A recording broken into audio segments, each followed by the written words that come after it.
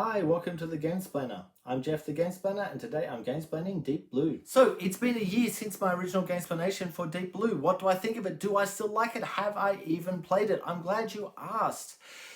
Deep Blue is a 2 to 5 player game that was put out by Days of Wonder last year. So Days of Wonder have a tendency just to put out very minimal number of titles each year, but they really focus on the work that they do. And so the whole idea of the game on the table and what it looks like is actually really well thought through and plays really nicely. In terms of have I played it, I have played this once as part of my alphabet in gaming. You may have seen me playing that near the beginning of the year, where I just went through the alphabet and each game that I played in order started with the next letter of the alphabet. So D was pretty early on, as you probably can tell from the alphabet. And yeah, so it got to play in amongst that. I'm really glad that it did get that extra play. I find that I've only played this really as a 2-player experience. I really want to play this with 5 players because it seems like quite a good game to have multiple players on. The whole idea is you've got 2 ships that move around the board and you're deck building at the same time. So you've got cards that you're playing to gain things. So it might be to move those ships 1 or 2 spots or a couple of spots. It might be to gain other cards. There's a whole bunch of stuff going on. But the essence of the game is when you choose to, you can dive in the spot that one of your ships is. Anyone else who is also in that spot will go down with you and will dive with you.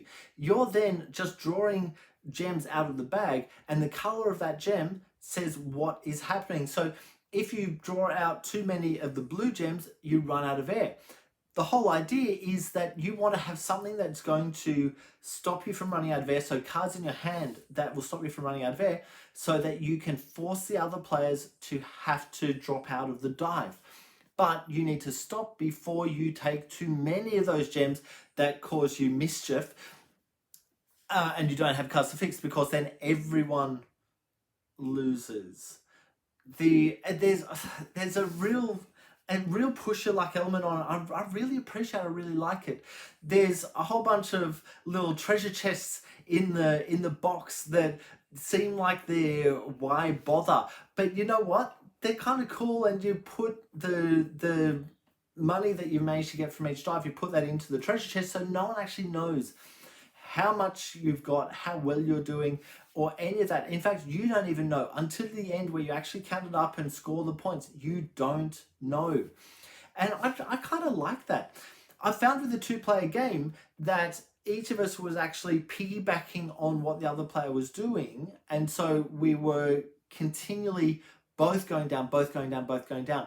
I feel like if we had a 4 or 5 player game, that the ships would be more spread out rather than all trying to be on the same spots to drop down.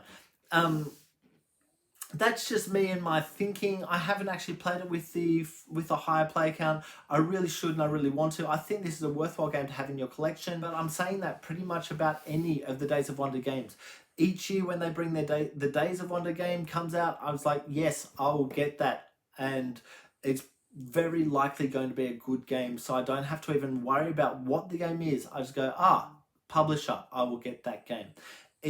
These are one of the publishers that I do that with. So look, I will leave that there. Please go on and watch my Gamesplanation from a year ago to get a feel for the game and see how it plays. If you have any comments or suggestions, please write them below. If you have any games that you would like to be Gamesplained, please shoot an email to thegamesplainer@gmail.com. Follow me on Instagram and Twitter @thegamesplainer to keep up to date with the games that I'm playing. Subscribe to my videos to keep up to date with the games that I'm gamesplaining. And until next time, enjoy gaming.